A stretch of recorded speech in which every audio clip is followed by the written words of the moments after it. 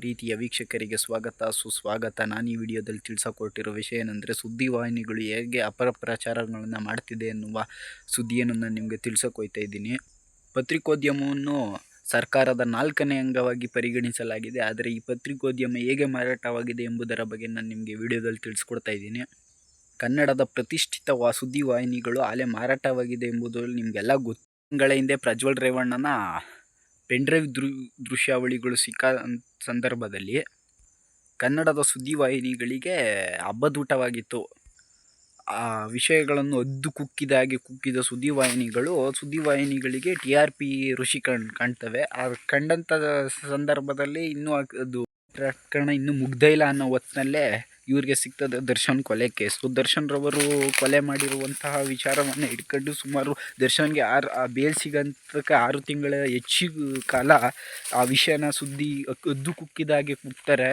ಎಲ್ಲವನ್ನು ಸೋಸಿದ ಅವರು ನಂತರ ದರ್ಶನ್ಗೆ ದುಡ್ಡು ಮಾಡ್ತಾರೆ. TRP ಚಾನಲ್ಗೆ ಏರ್ತದೆ. ನಂತರ ದರ್ಶನ್ ಬೇಲ್ ಸಿಕ್ಕಾದ್ಮೇಲೆ ಇನ್ನು ಯಾವ ಸುದ್ದಿಗಳು ಸಿಗದೆ ಹೋದಂತಹ ಸಂದರ್ಭದಲ್ಲಿ ಕೊರೋನಾ ವೈರಸ್ನ ಇಟ್ಕೊಂಡವ್ರೆ. ಈಗ ಕೊರೋನಾ ವೈರಸ್ ಬಂದು ಎಲ್ಲರ ಜೀವನವನ್ನು ಹಾಳು ಮಾಡಿತ್ತು.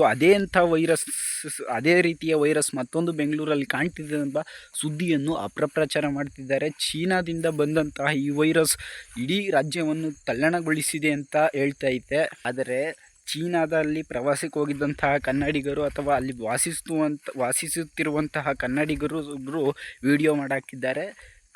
ಕನ್ನಡ ವಾಹಿನಿಗಳು ಹೇಳ್ತಿರೋದು ಸುಳ್ಳು. ಅಲ್ಲಿ ಯಾವುದೇ ಈ ರೀತಿಯ ಅಪಪ್ರಚಾರ, ಬದುಕಿನಲ್ಲಿ ಆದಂತಹ ಬಿರುಕುಗಳು ಅಥವಾ ಸಾಮಾಜಿಕ ಹೋರಾಟಗಾರರಿಗೆ ರಕ್ಷಣೆ ಸಿಗದ ವಿಡಿಯೋಗಳು ಒಂದು ಗೊತ್ತಿಲ್ಲ. ಪ್ರತಿಷ್ಠಿತ KRS ಪಕ್ಷದ ಒಬ್ಬ ಪೊಲೀಸ್ ಹುದ್ದೆಯನ್ನು ತ್ಯಜಿಸಿ ಬಂದಂತಹ ಲಿಂಗೇಗೌಡರು ಮರಣ ಹೊಂದದೆ. ಅದು ಕಾರ ಅಪಘಾತದಲ್ಲಿ ಅವರು ತೀರೋಯ್ತಾರೆ ಅಂತ ಹೇಳಿದ್ರು.